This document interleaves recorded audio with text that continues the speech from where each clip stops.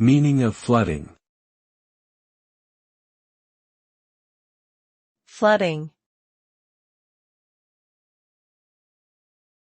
Flooding.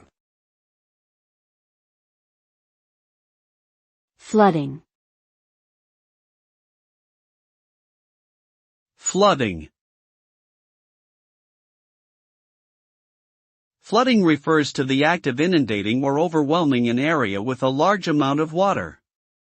This can occur as a result of natural causes such as heavy rain or melting snow, or it can be caused by human activities such as dam failure or man-made water release. The consequences of flooding can be devastating, causing damage to property and infrastructure, and putting lives at risk. In addition to physical damage, floods can also have long-term economic and social impacts, such as displacement of communities and disruption of essential services like transportation and healthcare.